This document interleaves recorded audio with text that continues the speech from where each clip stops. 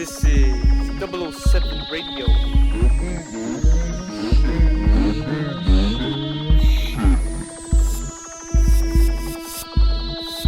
Strap yourself in, because we'll be going on a ride deep to the heart of Earth's mysteries. Alright, so I'm here with Matt Presti of MattPresti.com and Robert Otey from FENFT.com, and together, these guys have co-created TheSecretOfLife.com, where you can get great free material on Russellian science and philosophy by going and checking out the free Secrets of Light series. Now, guys, how did you get interested in Walter Russell? You want to take that, Matt? Sure. I got interested about 3 years ago. Read The Secret of Light in 2008 and completely changed my worldview of science and what I thought was, the years leading up to 2008 of studying quantum physics and studying the basic atomic models out there that were trying to explain the universe, nuclear theory of the atom, nuclear sun, nuclear furnace sun, black holes, string theory, and the like. And I had hit a wall with my understanding in that, so when I began to read The Secret of Light, it just put everything into perspective. Now, this wall that you speak of, was this the academic wall that was placed in front of you? Yeah. I was watching the What the Bleep Do We Know and Down the Rabbit Hole and trying to really understand quantum physics and, as Robert likes to call it, quantum quackery, which I have to agree with. I have to agree with that term now because it is pretty, to me, archaic, and it's kind of science in the dark age, if you will, because it's purely sense-based. Oh, my favorite is when they say that the quantum atom shouldn't apply to the gram macro scale, and if just that sentence alone, you lost me. It has to connect as above, so below, or else it wouldn't work. That's correct, and basically what Russell did for me was give me one law that ties the entire universe together as one great working force. And this is the law of light? It's the law of balance, and all things exhibit balance, and any imbalance is quickly found by a re-giving of balance to that imbalance. So the cyclical flow of nature and how it constantly seeks balance within itself. Exactly, and that it's a seamless science as opposed to disparate theories that are compartmentalized, that you need, different You groups. said it best, compartmentalized. They're in a small room, they're not even looking out the window, and it's being written everywhere in nature, and all you had to do is go out and find it. That's exactly right. Right, so Robert, how did you find Walter? Yeah, basically the same way, studying nature, and which inevitably led to Victor Schauberger. Mm-hmm. And I found out about him about maybe 12, 15 years ago. And eventually, if you keep following this path of vortices and spiraling phi and studying nature, you'll come to Walter Russell. It's really the pinnacle because it's the most complete cosmology which explains how nature actually operates. Now, what I'd love to talk about is Walter Russell was not born with this knowledge. Walter Russell followed what these gentlemen are saying right here, a series of omens that led him to this realization. The omens for these two gentlemen led them to Walter Russell and ultimately may lead to the same rabbit hole he went down. But we are talking about an out-of-body experience that may have lasted over 30 days where Walter Russell was given this knowledge. That's correct, and it was a 39-day long illumination. He had his first illumination at the age of 7, and he would wander off into the woods for days at a time every year around his birthday. And his mom would call them queer spells because he just kind of would disappear and go off in mind inspiration, and just they call it being in the light. And I've had a few experiences of my own that were at the most 3 days long, just one time. And when I was little, I remember a couple of these, just to be so inspired or so in the spirit, if you will, inspirited in the spiral. It has different connotations that all mean the same thing. Mm-hmm. But basically, every 7 years, he had a major one. And then on his 49th birthday, the jubilee of his life, he had the 39-day long experience in which he wrote down the 40,000 words with nary a correction of the Divine Iliad, and also brought back hundreds of charts and drawings that were demonstrating this new science in chemistry, which he presented to mankind, which eventually led to the discovery of the two transuranium elements and heavy water, which he was not given credit for, though he does hold the patents for. And it is well known in the scientific world that he is the father of the atomic age. Now, what I'm hearing right now is making my hair stand on end. A little bit of truth in there. A little bit of truth resonating with me.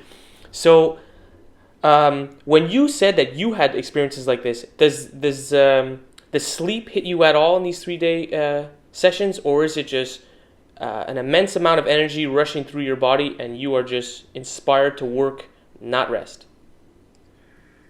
Well, it's certainly, for me, was an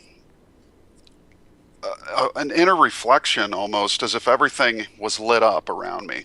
And I've had these states as well in psychedelic experiences, which are fleeting, and especially if you do them in the wrong circumstances. When I was younger, that as all kids do, they experiment with their friends and usually drinking beer and listening to music, and it's not really the correct way to try to pursue an experience that's along these kinds of lines. But I've recommended in the past hallucinogens under the right circumstances with a guide if you're new to it, or deep meditation or yoga can also bring about the experience. But basically, this was one in 2000 and I'd say early 2009, where I was actually reading a book by Terence McKenna, and for 3 days, I just what it felt like to me was that everything was amplified. Even my woman was like, "What's wrong with you? Are you all right?" And I'm like, I feel like everything's on fire, like the objects in the room were lit up, and it was not to do with any sort of intake of or ingestion of any external thing like a drug or anything else.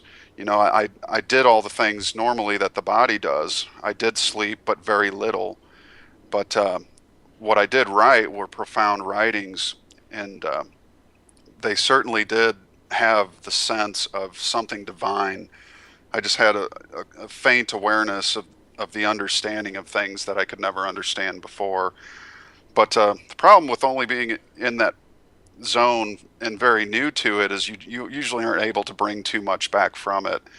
Like I said, I have a few writings that I brought back, and some of them don't make any sense to me to this day. But Walter was definitely somebody that experienced this multiple times in his life, and all these times, especially every 7 years, prepared him for his great illumination, in which he was able to understand what it was he was going through. I think you said it right there. You wrote down something that you don't understand yet. It's very possible that you wrote it for yourself in the future. That's very true. But now, you had touched upon psychedelics and power plants helping in these experiences. Do you mind me asking which ones have helped you in your life? Well, I've done less than 10 hallucinogenic experiences in my life, and the majority of them were psilocybin cubensis. Mm-hmm. And the last 4 that I've done over the period of five or 6 years have been pretty much by myself in a very comfortable setting in the woods. And one time I had a friend who's a guy. And like I said, these things aren't something you approach with any sort of hubris, because it lays you out. It just, it almost violently destroys your ego. Oh, yes, you're very vulnerable. But this is something that I'd like to keep bringing up on this show, is that these things aren't drugs. They are termed drugs by our society. And to break that culture, you have to understand that these drugs are allies, have always been allies, and under the right circumstances, and for the ones who know, they could help you achieve these states. Are they the be-all and end-all of these states? No, but they're definitely the catalyst that can open your eyes to the reality that's around you. Certainly, and I think what I respected the most about Walter is he never took any of these substances. He had these mind flashes that came on his own accord.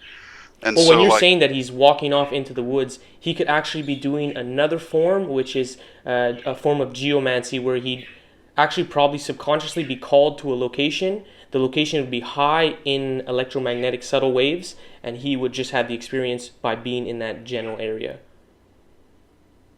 Well, certainly he said nature is the only teacher. She's a most jealous God, and she'll only speak to you when you're alone with her. So, I mean, he obviously meant that in a facetious sort of way, but it is true that man gains his best insight from nature, and And from himself. I would say alone with nature. certainly it reflects you in your truest form. Hmm. Your fears, your strengths, and of course, the mushroom for me laid out all my fears and basically crushed my ego. And it's just something that's good to do every once in a while, especially if you're you know starting out of the gate. I think for somebody that's looking for some kind of a different conscious experience, but it's not necessary for everybody. And again, it has to speak to you. I wouldn't recommend anybody try it, especially if you're if you aren't ready for a kind of mind altering experience. Then it's probably best to start with something like yoga or meditation. Yeah, definitely let the spirit call your name. But I do believe that Cubensis is a gentle teacher. And like you said, there's people who take it to get drunk and just chill in basements, and they don't. They don't always get hurt. Not the same with the other psychedelics. You mistreat them in that sort of way, and you'll leave and you'll never come back. Exactly. I agree it's not a drug, it's a natural substance. And any natural substance, like anything else, can be abused. But, John Hopkins has shown some tremendous research with post traumatic stress disorder with Hmm. veterans who are being cured of post traumatic stress disorder using psilocybin mushrooms. It's Also helps with alcoholism and other kinds of things like that. it seems So to give them a perspective on the past and the thing that they're clinging to subconsciously, and it allows them to let it go and at least to see it from another angle where it's not such a big deal. that's correct. And I just want to qualify one last thing and then turn this to Robert because I'm sure he might have some things to say about it. But the greatest wisdom that ever came to shamans or tribal peoples were garnered from shamanic experience. So I Hmm. think that the way that the Mayans knew things about time that the white man still can't even understand, despite all his telescopes and everything, that really the bringing on of knowledge from the mind itself. These are just aids to help us to open to the source of mind within us.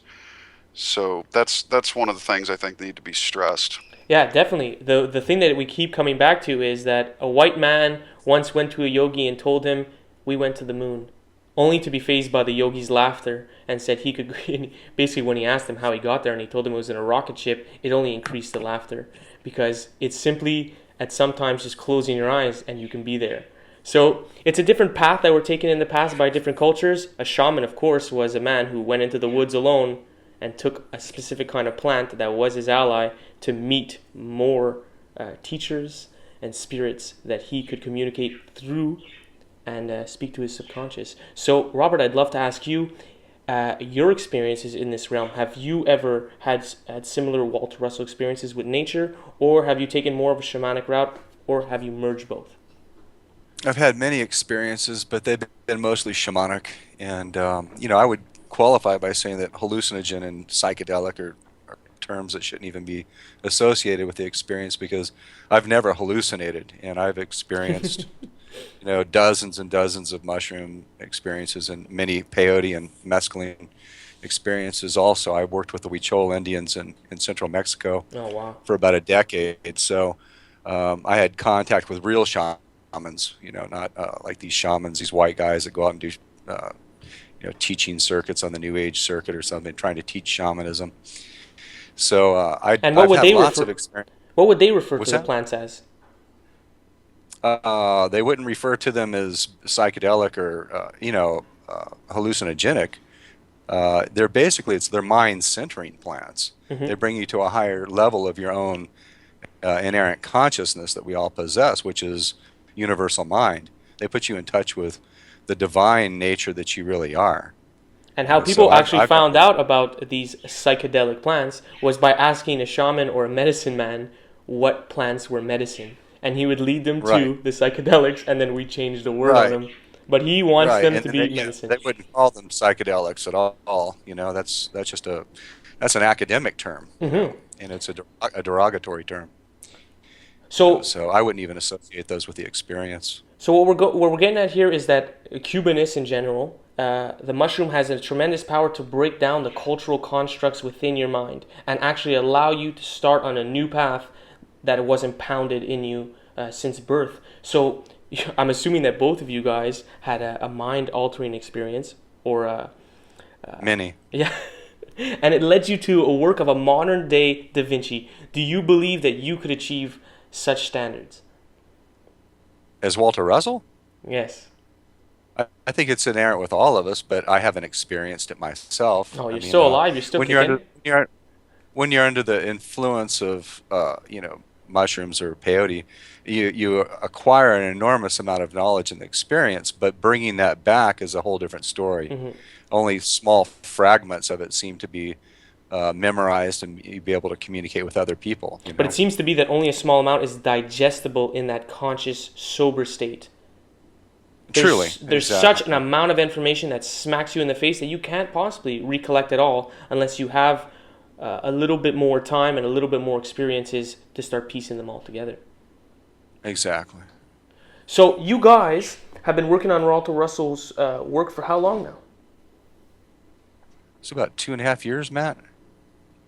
Is that right? Approximately so. Our first unit was released on February 2nd of 2011, and we started probably in late November of 2010, beginning to formulate the definitions and put everything together that you see in Unit 1 called Defining a New Cosmology.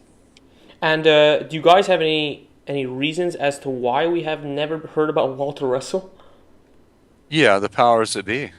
This has been suppressed information. Obviously, Walter Russell was a luminary of his time, and he ran with the big wigs of his time. He was known by all the people like Tesla, and he taught at IBM for a dozen years. I mean, he knew Franklin Roosevelt and kings and queens of Europe, and he was a luminary. He was well known, and he's been erased from history, his story, by the powers that be, because they don't want people aspiring to this kind of knowledge. They That's what want I like people to to hear. be stupid, dumbed down, mind control, socially engineered people that are followers, drones that will carry out their tasks for them in industry and what have you.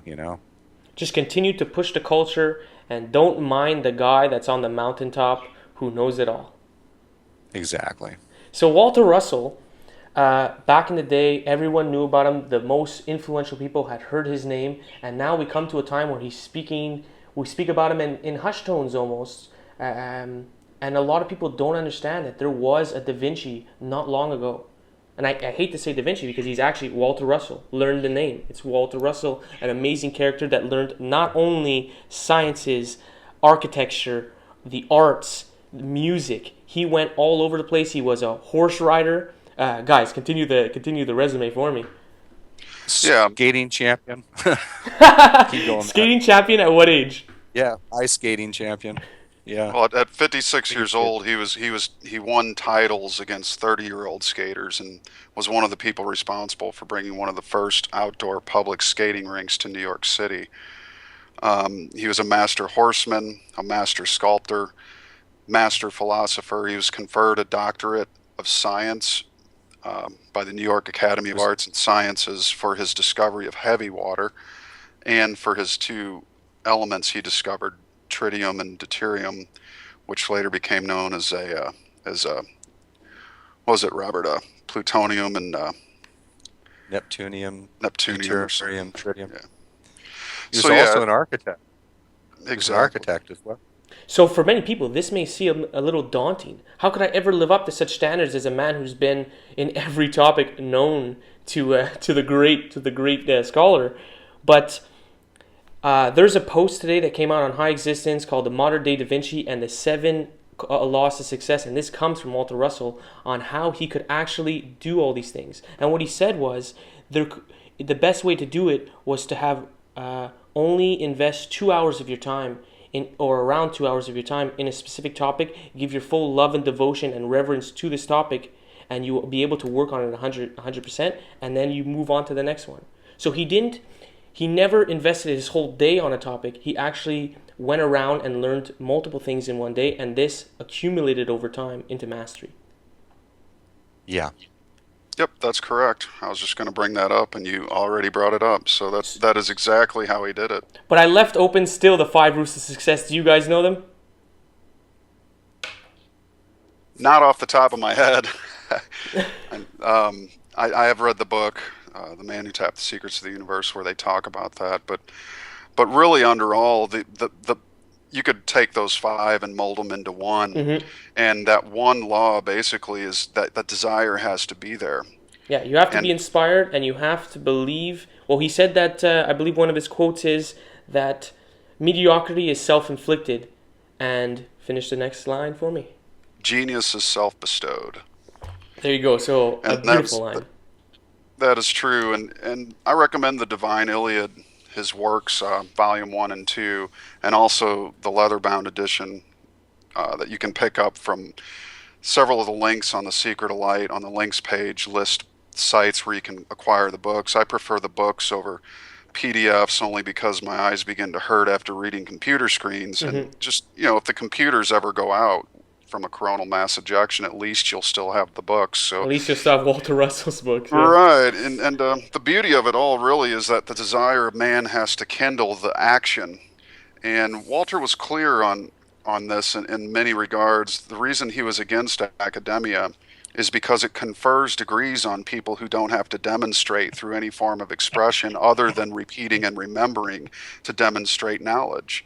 And he felt that was kind of taking the easy way out. Mm-hmm. He earned through the expression and demonstration of his mastery of the arts and his discovery of heavy water and two transuranium elements in the series and his charts and drawings on science and chemistry, that's where he earned his degree. So he felt that he earned it. And he would often say that many people are given degrees without the experience or the expression or the demonstration of having done anything to earn these degrees. And could you imagine what our university students and systems would be like if they required people to demonstrate their knowing of the subject that they're supposedly masters of or doctorating in? If they had to demonstrate it, then there'd be a far lot less people with degrees in the world. Oh, the house of cards would come tumbling down in a matter of decades. Sure. And basically what they're demonstrating is their mastery of the ability to remember and repeat, which does not constitute knowledge. And that's why we don't see free energy devices in the world today, because basically what they're demonstrating are the laws that aren't really laws, but basically the laws of academia. Well, they are playing on a certain law, which is the law of acceptance and how everyone wants to be accepted into a group. So when you go into school and you regurgitate their knowledge, well, you feel that you have a group of educated people behind you standing ground and backing you up, when in reality, as I said, house of cards. Of course, and the whole media backs them up too. I mean, you can see that with all the false idols put out there, the Yeah. cartoon hero characters. And that if everybody- anyone portrays another form of knowledge, what they go after is ridicule, and that is not a sign of an educated person to attack on such a low level. That's correct. So, Walter Russell did not go to school. Let's stress that right here. He did not go to school. His education was bestowed and given to him by himself and by the universe around him. Sort of reminds me of Mark Twain, which I'm sure knew Walter Russell and I'm sure hung out with Walter Russell, which is, I'm not going to let my education, I'm not going to let my schooling get in the way of my education. Yeah, he I did. might qualify that just a little bit, though. He did, after his visions, he did have to go out and study academic theory in order to communicate to the academicians. And in the process, he, basically deferred to a lot of knowledge viruses in his first manuscript, The Universal One, which was revised, many times in his later works. So there's a deprogramming aspect. If you get contaminated with these false theories and you accept them or you defer to them, then you have to basically expunge them from your mind. So he begins his book by stating the viruses, as you called them, in the mind and how to break them down? Excuse me? Did you just say that in one of his books he had laid out some of the viruses, as you called it, that dwell in the mind? No. They were still inherent within his work, is what I'm saying. Okay. In the first manuscript, The Universal One, there were various ideas like positive and negative electricity, for instance, which later on was removed by the time he'd written Atomic Suicide. As Matt had explained, his wife had pointed out the fact that there is no negative electricity. What's actually happening is this discharge. It's a return to stillness. So there's not two opposite forms of electricity. There's only one. One that charges, but it discharges, which is not negative. It's a return to stillness. So his original work had several errors in it, which were amended through time as he basically was able to deprogram himself from all this false academic theories that he had to learn in order to communicate to the other academicians. This seems like a trend amongst luminaries where they have to go through the stage of Negredo, which is the breaking down of the gross matter within your body, so that you could be born again as the phoenix. That's correct. Yeah, and one thing to qualify what Robert was just talking about was written by his wife Leo. She wrote, Dr. Russell's thoughts and awareness matured in expression, and he clarified and rectified errors that he felt he had committed in his earlier writings, which is part of the reason he did, as when they were together, they never chose to reprint the Universal One until after his refoldment, or death, as most people call it. So it was real important that anybody who attempts to try to use Russell's words or works in their own work should only refer to Atomic Suicide, as that is the latest distillation of his final amendments that he felt he communicated better than The Secret of Light, the Universal One, or even A New Concept of the Universe. And one other thing, he did actually go to school until I think it was 6th grade. He dropped out. Wow.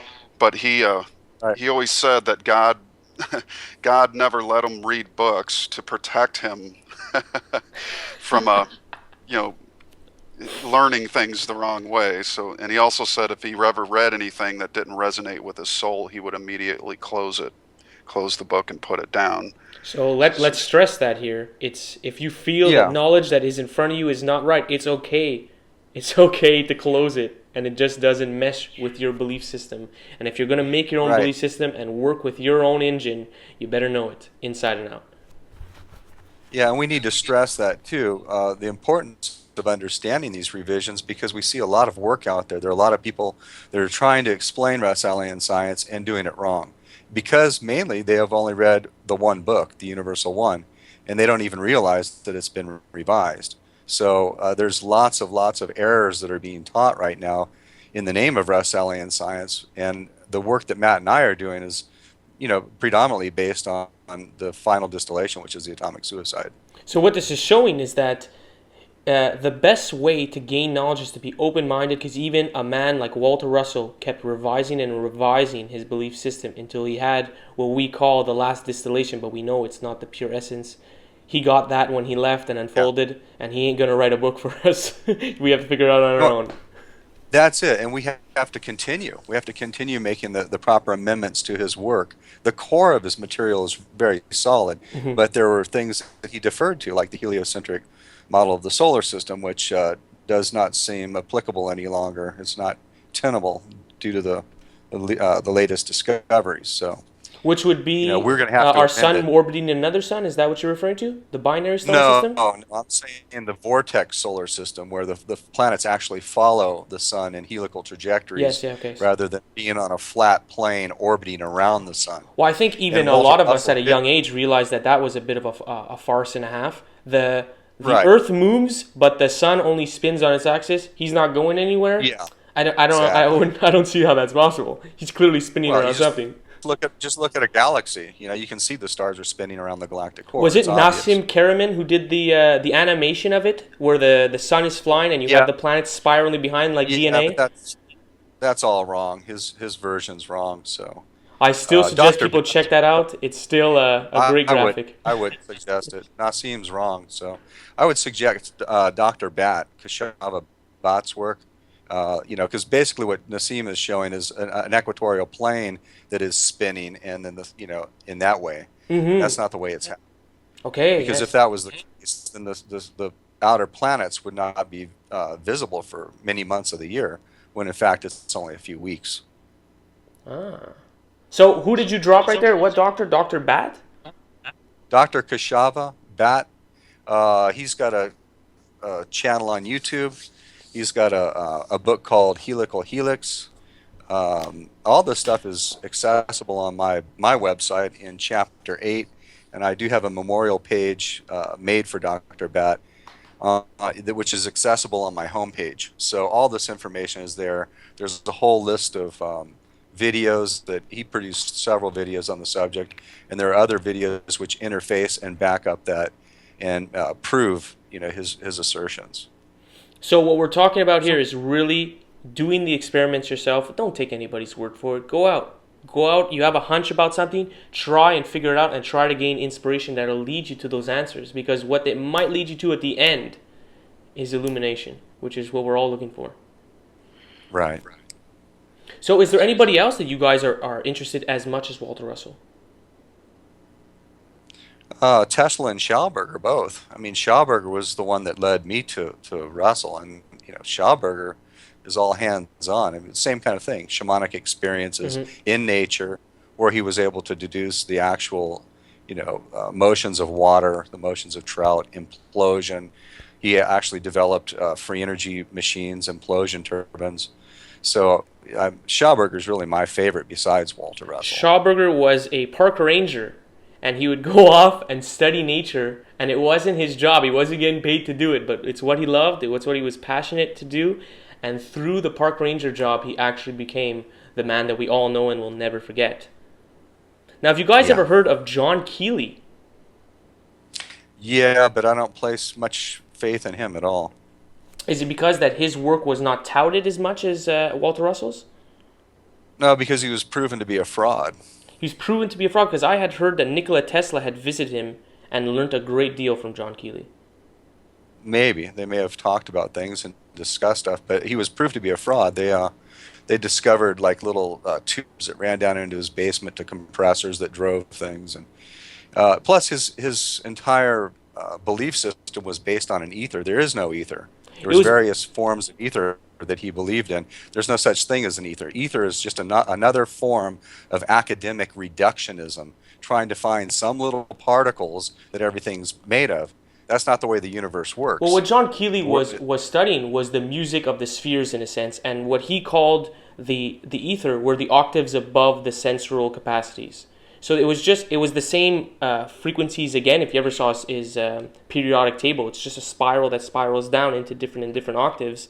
And in all sense of my experiments and my research, that is what's going on. It is the Pythagoras theorem of music, where octaves are playing a big role in our world around us. But there is no ether. There is no. Oh no, the word ether is just an octave that you're not seeing, or hearing, or tasting, or smelling. Well, that's not what ether means. Ether was fundamental particles.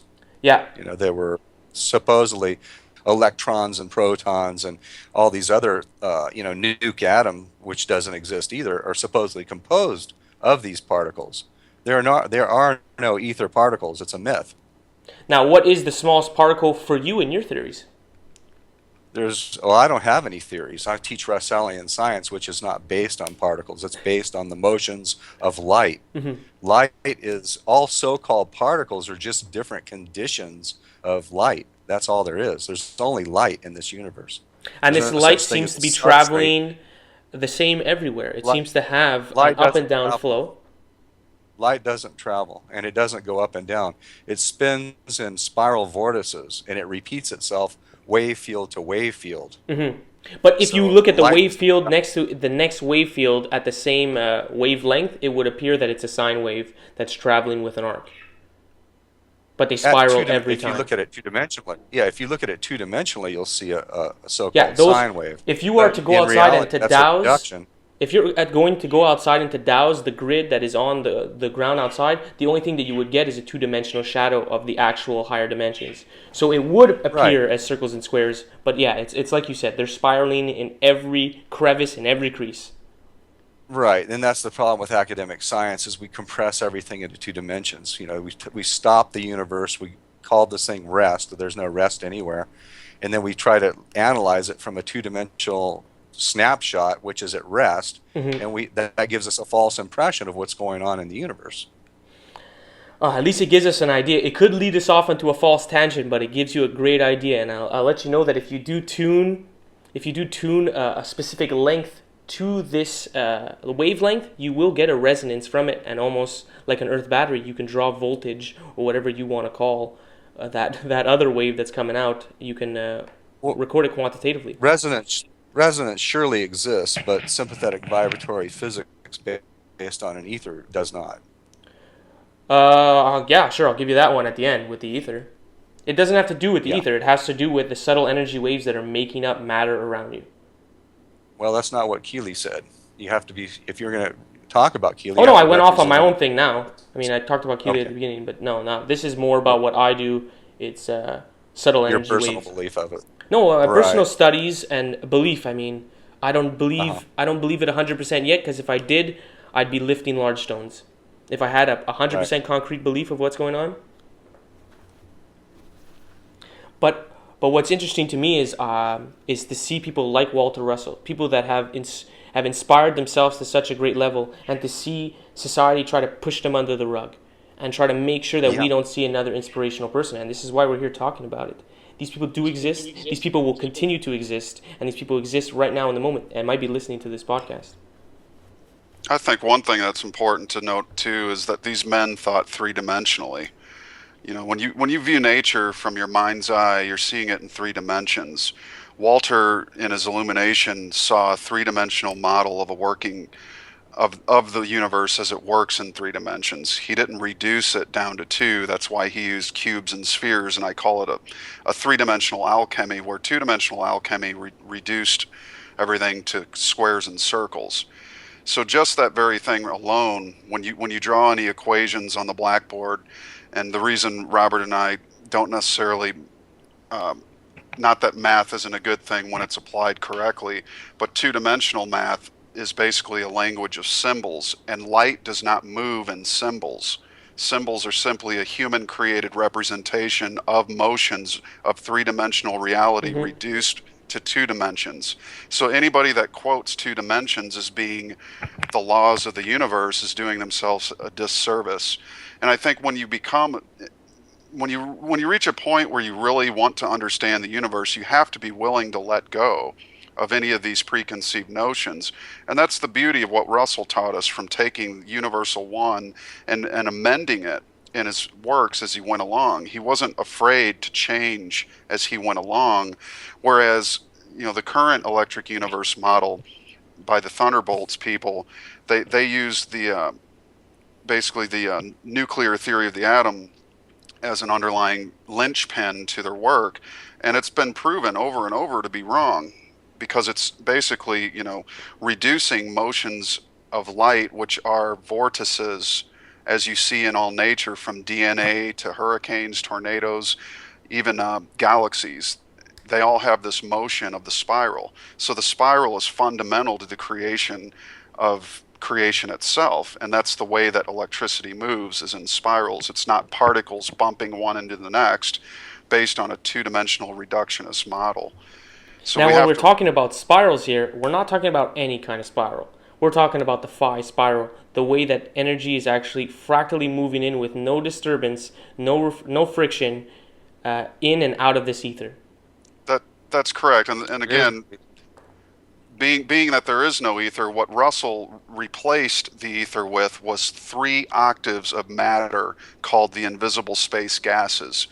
And these space gases are simply extremely unwound condition of light, Mm-hmm. which is why we can't perceive it. Space is filled with the octaves of invisible matter that we can't see. It's not But until they condense into a more, dense yeah, wave that we are actually picking them up. exactly. They're imploded through the poles, so the cold generative force of space is imploded toward a common center through the poles, which is why the planets all have ice caps.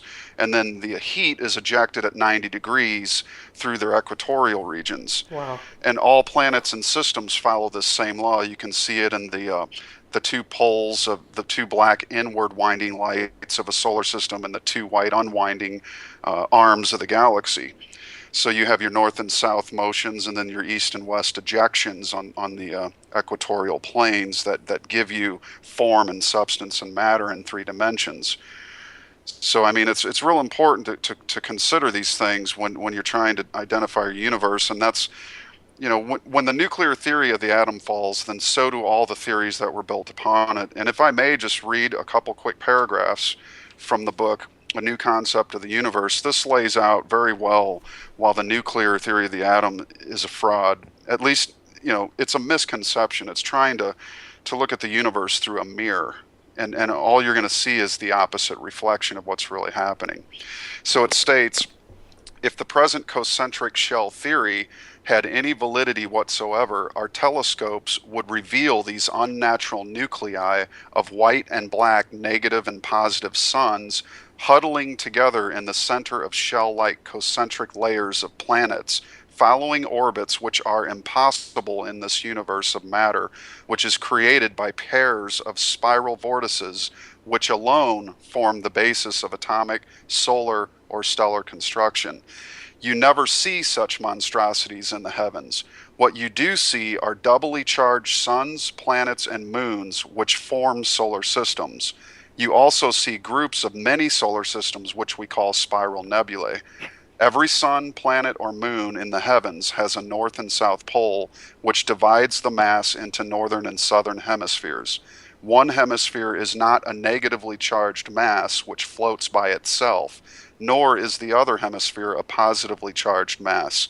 Every solar system has but one doubly charged sun, not a number of proton suns opposing neutron or photon suns in groups. So that is taking a look at nature around you and seeing how funny the actual theory was to begin with, and how it's not being shown anywhere, and that should be reason enough to throw it into the trash. If it's not being shown outside, if it's not in the heavens, in your body, and outside with the trees, then please throw it out. That's correct, and that's Exactly. where all these. I would also like refer to D.B. Larson. If anybody is holding on to this nuke atom fraud, they should read D.B. Larson's The Case Against the Nuclear Theory of the Atom. It's online, it's free, and it's a line-by-line demolition of the historical development of this idiotic concept called the nuclear atom. Oh, please, I encourage everyone to go check that out. You gotta deconstruct just a bit. You gotta go into that dark Negredo so that you can have fresh eyes to see the world. And when you do see it, you'll start to see that the waves and the actual plants outside are actually trying to communicate to you through their geometry, through their color. And the more you learn, the more you'll begin to understand.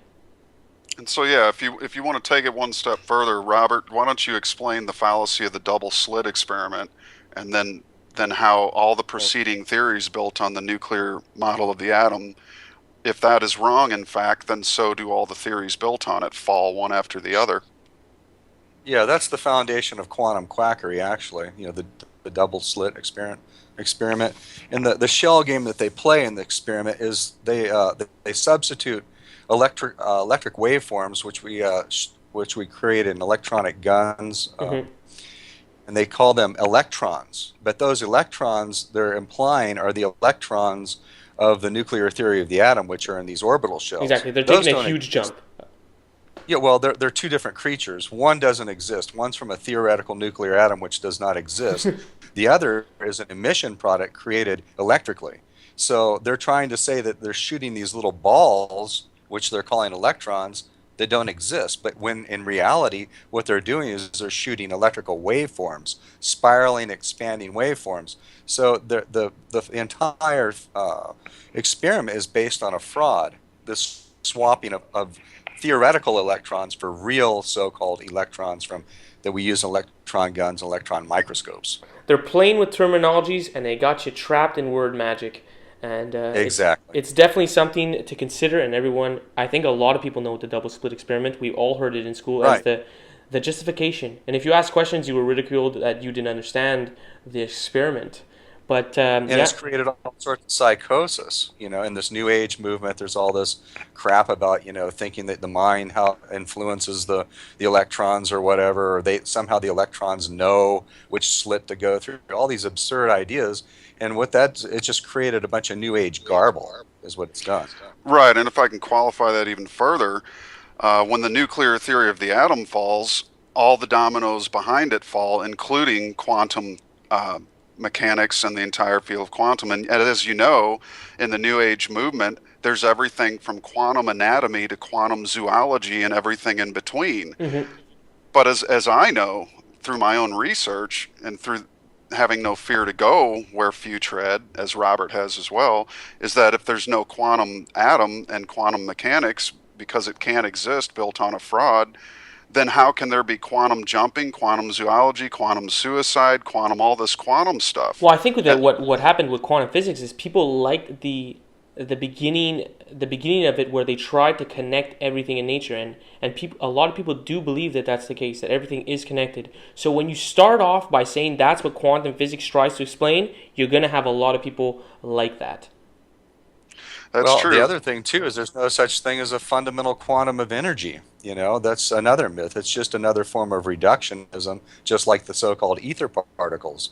Energy doesn't exist in little bundles called fundamental quantums of Hmm. energy. Energy is centered in the fulcrum of stillness, which is the Creator's magnetic universe, which controls all the spiraling motions which give form to our so-called universe of physical matter. One of the best ways to understand this is actually through music.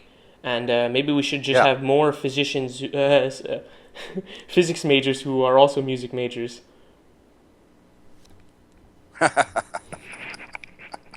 That would definitely help, man. That would help a lot. I think it's pretty rare. They don't get it. They don't get it at all. So I want to ask you, Robert, why FE and why FT? Free energy and free thinking. That was before I even found out about Walter Russell. I was teaching, Victor Schauberger's works, as well as a lot of other. There's what people have to understand is there's been these illuminations for a long time now, since the time of Descartes. When he was first theorizing these vortices in the so-called ether, which we've already said that doesn't exist. So when the Michelson-Morley experiment was created, they got rid of the ether, through their experiment. They threw out the vortex as well. But yet there's dozens and dozens of people throughout history who have tried to explain these intuitions, these illuminations they've had about spiraling phi, about looking out at nature and seeing vortices everywhere. And they created all their various theories. So I studied all those theories for a long time, which led me eventually to Victor Schauberger and finally to Walter Russell. It's just a natural progression as you go through this that you'll end up at Walter Russell's material, because it's really the pinnacle of the mountain. And you have to stress that these are independent researchers that came up with the vortices and phi being everywhere in nature. They're not, they're separated by centuries, yet they all come back to Right. the same point: sacred geometry. And you'll never hear about this in academia. They never ever tell you that there are these alternative ideas. They only present one theory, and that's their theory. I can't speak for you, gentlemen, but I know at my school they introduced the compass and ruler, and they never showed us how to make simple shapes and how they all came from the circle. And when I learned that at a later age, I was outraged. A lot of emotions ran through me that it was so simple, so fundamental, and that a child could learn it and needed to learn this, that the shapes actually came from the circle. Which brings up a good point. It's a geometric universe. It's not a mathematical universe. And that's the problem with modern so-called science, is it's based on mythematics, which Mhm. is the math of myths. Things like big bangs and black holes and dark energy and dark matter. And They're all I could trying to go on for an explain hour. it. They're trying to explain it Well, in their those, left brain way, and really, the right, universe is trying to tell them, motherfucker, merge both your hemispheres together so that you can see the right, music of the spheres and understand it. yeah. And all those things don't even exist. None of those things are even real, but they're all products of mythematics. Hmm. They're required to explain the faultiness of their mathematics. So they create myths like dark energy and dark matter, blah blah blah, on and on and on. This seems to be a recipe for insanity. doing the same thing It over and is. over, expecting a different result, but there is no result to gain because you're actually chasing the unicorn. You're actually just doing mental gymnastics to yourself. I'd say there's Truly. a fundamental reason for why that is, and Rob and I, I'm sure, are both in agreement with this, is that science took it upon itself to remove the creator from creation. Mm-hmm. And basically, what the Right. creator is, according to Russell, is the universal mind, or he termed it the universal one, which was the title of his first book. And what that is the fundamental difference in what we have with all these theories that don't add up and don't make sense and have no relationship to nature, is because what they're saying and what they believe from a materialist sense point of view, which is dominant in the university system at this current time, is that matter is causal, is that mind is an effect of matter. Whereas any mystical traditions, and as well as all illuminated men who have nature as their teacher, know that mind is causal and that matter is an effect of mind. We said at the beginning that taking psychedelics is the whole point of it is the event or the ritual leading up to it. Exactly. So anything that's come from a materialistic based point of view only serves to confuse in the end. And that's where we get all this stuff of dark matter and quantum. The thing about quantum and what the Large Hadron Collider and why it's such a colossal waste of money is that they're searching for a germ of matter as being the causal agent in the universe. And as Russell said, they might as well cast nets into the ocean to search for oxygen. They would probably find that. That's the Higgs boson. The Higgs boson particle, as we call it. Right. And it's just a group of men lavishly entitling themselves to a colossal billions of dollar waste of money, and they'll never find the particle they're looking for because a particle doesn't create matter. Matter is... The danger in all this is that you are almost trying to remove the sacredness of your life. You're trying to say that nothing is too hard to understand. Let me just do a couple mental gymnastics, backflips in my mind, and then I'm going to come up with some bogus answer to appease all of you, suck the sacredness right out of it so you can continue on your depressed life. Well said. And then the funny thing is too is these academicians believe in Newton and people like Newton, and these people were extremely spiritual. Yeah, What go find that guy's they've journal, read his journal a bit. Yeah, they've got a sanitized version of who these early theorists were, right? And these people, Newton believed in a creator, just like all the other ones up until this age of agnosticism and atheism of the 20th century. And this is a product of science. This is a product of I can just Google my answer, and I don't have to have any sort of sacredness find me to be inspired to actually figure it out for myself. And it's a shame. Use the term sacred geometry. Yeah, exactly. Use the term sacred geometry and watch how upset they get. What's sacred about it, Oh, it's only like everything in nature simplified to a compass and straight edge. It's only that. Exactly. It's academic as opposed to experiential. And I mean, if you go to the ancient churches, why do I keep seeing the Lord holding a compass? Why do I keep seeing Jesus with a right angle triangle? Why do I keep seeing this? Why do I go to the House of the Masons and all I see is sacred geometry?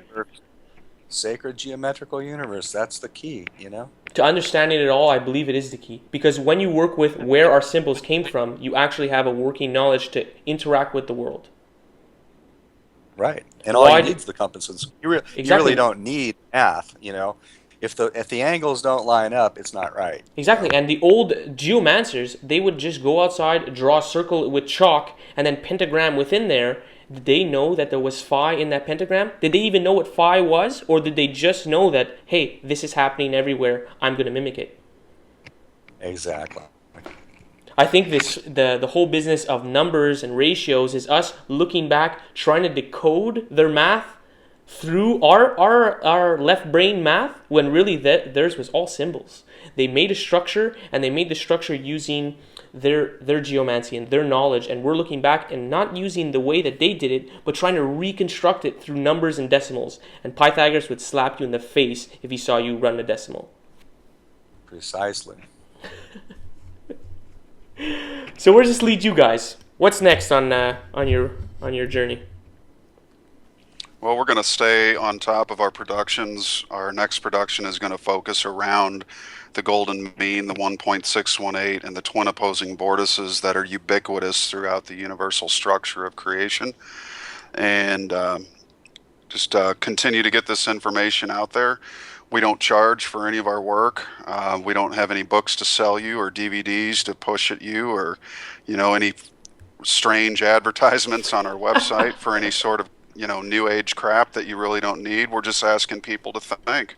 And I guess you could say God commanded us to demonstrate the truth in action. And I can't think of any better way or any better charge than to just give knowledge for free, because that's how it should be given. And the sooner we take the price tags off of all the different parts of our world, the sooner we can have a civilization that is based on a mutual giving for re-giving, which is the way the Russells define love scientifically, is that God gives love to the universe through the unfolding of its desire to create, and in like fashion, creation gives back to the one that gave to them. So through the giving and re-giving principle, we think that the redelivery of this message, which is probably one of the most beautiful messages in the world, it's Shakespeare on mushrooms, if you will. I mean, it's incredible stuff, and it's extremely inspirational.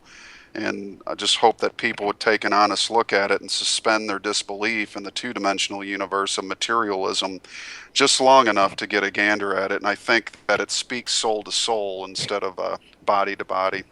Mind to mind, yep. And also we give our music as a free gift of love to humanity. So be sure to check that out as well. You guys, man, that's awesome. That's amazing. Robert, I do want to ask you a question, though. Sure. You guys are both musicians. Have you always been a musician, or did this life take you on that path? It may be a much better musician, but when I started playing saxophone when I was like 10, in the high school band, I mean the grade school band, and marching bands, and I played jazz sax and stuff in high school. And, so are you hinting at the fact that you had used this knowledge in your music? Yeah, for over the last 10 or 15 years, for sure. Before that, I was just, a typical. I just learned like everybody else. Because I would love to hear if you guys have any work done with the vortices and phi, using phi in music with octaves. Well, we're just using our music as soundtracks in a lot of our videos that we produce. Okay, because and we're writing. You guys are definitely aware of the notes that were banned as demonic notes during the medieval times. Right. I think it was F sharp. And the tunings as well. The 440 tunings is coming under scrutiny as well now. I've seen a couple people draw out those notes geometrically using sacred geometry, and it would appear that it would lead a listener or someone who's tapping into that frequency to an altered state or to an altered realm. What do you guys know about that? And there's dissonant tones that give you the creeps. Yeah, exactly. So, so this work by Walter Russell is applicable in many fields. So whether you're a musician, whether you're an architect, whether you're a figure skater, go buy the book. Go find the book. Or a painter. Or a painter. Anybody. It's open to anybody, and it'll actually expand your horizons. And maybe you'll not just be a painter. Maybe you'll not just be a figure skater, but you'll be everything at once. That's it. Russell was. He was a Renaissance man. He was all those things.